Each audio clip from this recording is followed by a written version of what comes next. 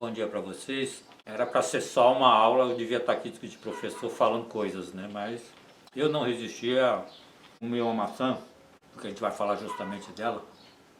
E cá entre nós, maçã é uma coisa imperdível. Mas para que a gente comece a explorar esse fruto, acrescentando coisas, né, de que de verdade as pessoas possam não estar cientes, a gente tem que estar olhando para ele de uma maneira, né, que vá além do fato dele ser uma fruta deliciosa e inteiramente consumível, né? Ou seja, de verdade uma maçã você pode consumir tudo, inclusive as sementes, em que pese alguns pesquisadores, alguma literatura, né, demonizar a semente.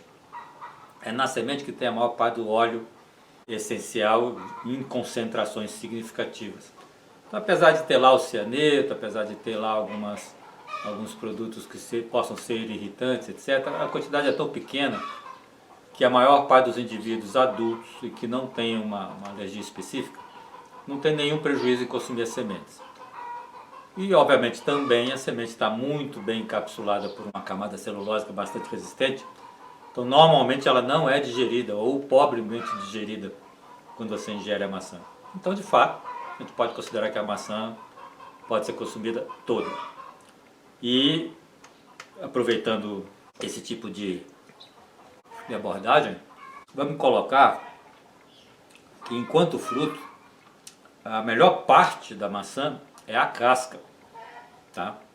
Uma casca bem fininha, meio delicada, então que não prejudique em nada o sabor, então não amarga o fruto nem nada. E por que a casca que é interessante? Por dois motivos. A maçã tem várias coisas importantes e que nos ajuda a viver e a nos curarmos e a mantermos a saúde e inclusive mantermos a juventude. Dois desses produtos é que chamam mais a atenção. A pectina, que é um açúcar, né, é uma fibra que compõe aí a estrutura molecular da maçã, e a vitamina C.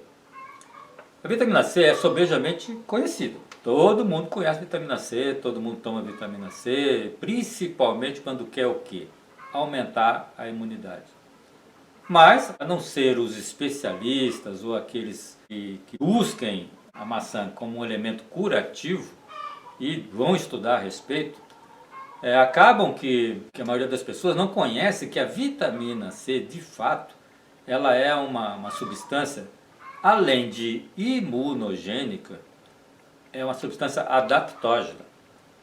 E aí vale muito a pena a gente conhecer esses dois conceitos, né, que são genéricos para muitas plantas e muitos frutos, muitos alimentos, né, para a gente poder raciocinar em cima dele, né?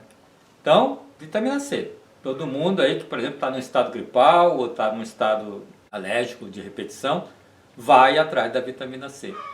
A vitamina C, então, entra como um elemento antialérgico em função de ela inibir a produção de histamina. A maior parte das alergias compreende um derramamento muito abusivo, né, de histamina, que é um hormônio.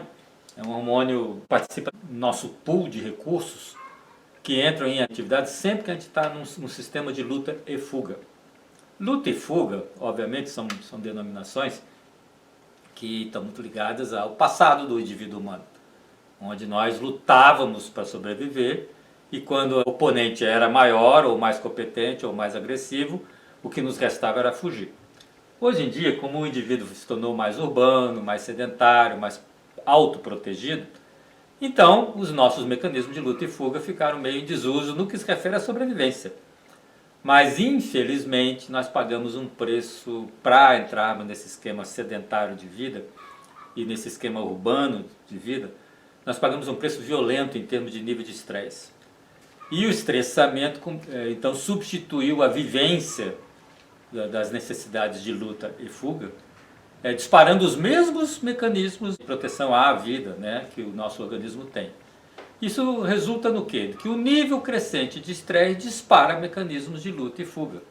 Isso significa a secreção de muita coisa dentro do sistema que nos torna competentes para lutar ou fugir, né? Mas evidentemente podemos falar de dois hormônios, né, que é a adrenalina e a histamina.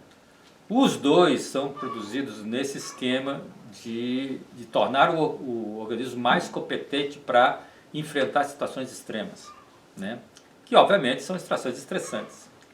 Mas o tipo de estresse gerado por uma situação de sobrevivência, vamos colocar também, que é diferente daquele estresse gerado por uma situação de pressão existencial, de pressão psíquica, de pressão emocional, principalmente quando esse sistema de estressamento é continuado, é sustentado ao longo do tempo, em função do método de vida que a pessoa instituiu para si própria, ou o que é mais profundo e mais abrangente, da maneira como ela sente a vida. Né? Nós temos aí, né, um caminhão de fatos para levantar a respeito das deformações psíquicas que nós editamos como relativamente naturais quando encaramos o método de vida das pessoas a nível urbano e a nível sedentário. Bom, sem entrar no mérito, pelo menos não nesse momento, psíquico nossos erros e acertos ao planejar da nossa vida, temos aí o aliado da vitamina C. Mas é muito importante não perder de vista esse elemento vivencial, porque do mesmo jeito que a vitamina C é um imunogênico por fomentar o sistema imunológico e por nos ajudarmos a metabolizar os hormônios relativos aos circuitos de luta e fuga, que são, em última análise, circuitos, né, anti-estressamento, né, a maçã também surge, como eu comentei, como um adaptógeno. Plantas adaptógenas ou substâncias adaptógenas são aquelas que o quê? E ampliam a resiliência do indivíduo para lidar com as transformações da vida. E aqui dá para sentir que esse conceito se torna extremamente importante, se torna absolutamente vital. Por quê? Porque uma das características da vida do ser humano atualmente é que o volume e a velocidade das mudanças que são impostas a esse indivíduo se multiplicou por 100, ou por 1000, ou por 10.000, a depender do quê? Do momento de vida e a depender do que tipo de planejamento de vida a pessoa se instituiu para si própria.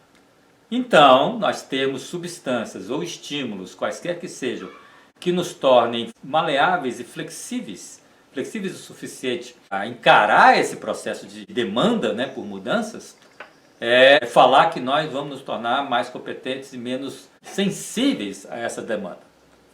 Não ignorem, né, ou não menosprezem, não percam de vista o quanto esta demanda pode realmente destruir a saúde de um indivíduo.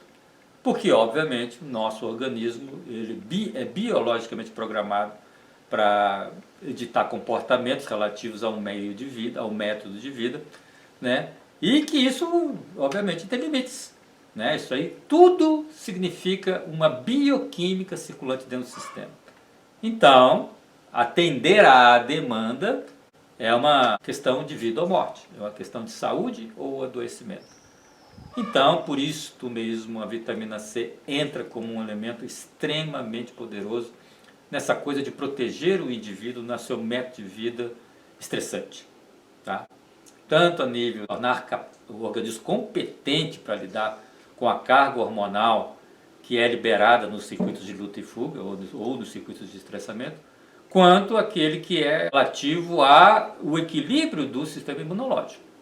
O nosso sistema imunológico, e como eu já comentei em outros momentos, ele é uma caixa preta do ponto de vista biológico, em termos de bioquímica e biofísica circulante no indivíduo, atuante no indivíduo, nos vários momentos em que esse sistema é solicitado.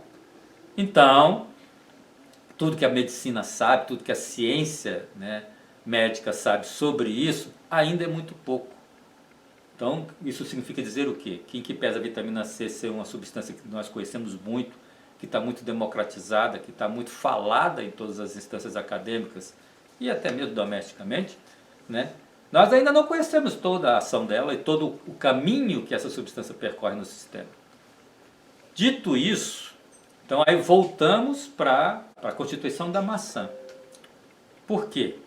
Um grande depositório de vitamina C, biologicamente extremamente palatável, ou seja, a janela metabólica é extremamente aberta, São raríssimas as pessoas que não podem consumir maçã por questões alergênicas, e não há outras questões, né, do ponto de vista médico, que possam contraindicar o consumo de maçã para alguém, né? Então a janela sendo extremamente aberta, todo mundo pode acessar. E aí vamos poder acessar não de qualquer maneira.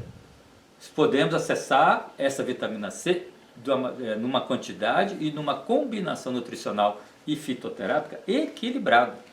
O que é muito diferente daquilo que nós encontramos nos produtos laboratorialmente manipulados e que concentram a vitamina C para colocá-la disponível para os indivíduos. Lembre-se que qualquer substância, isso é absolutamente universal, qualquer substância retirada do seu meio natural de encaixe na natureza, no universo, ela rompe uma cadeia relacional que torna a sua atividade caotizada, ou tendendo a ser caotizada. Isso significa que o quê? Acessar a vitamina C num fruto, numa verdura, num legume, num fitoterápico, numa planta, enfim, é bem diferente do ponto de vista metabólico do que tomar uma pastilha de vitamina C, né? Por isso mesmo, uma regra nutricional, e principalmente em se pensando em nutracêutica, que o consumo, né, da maçã, o consumo sistemático da maçã, cumpriria funções muito além, para muito além dessa coisa da vitamina C concentrada dos produtos laboratoriais, né? Então, o consumo da maçã é quase que uma religião. Espero que tenha sido uma informação útil para vocês. Estamos aí, como sempre, abertos a aprofundar mais ainda o assunto, porque obviamente isso aqui dá muito pano para manga, tem muita coisa ainda boa para ser dita sobre a maçã. Mas vamos aguardar novos encontros. Muito prazer estar com vocês e até a próxima.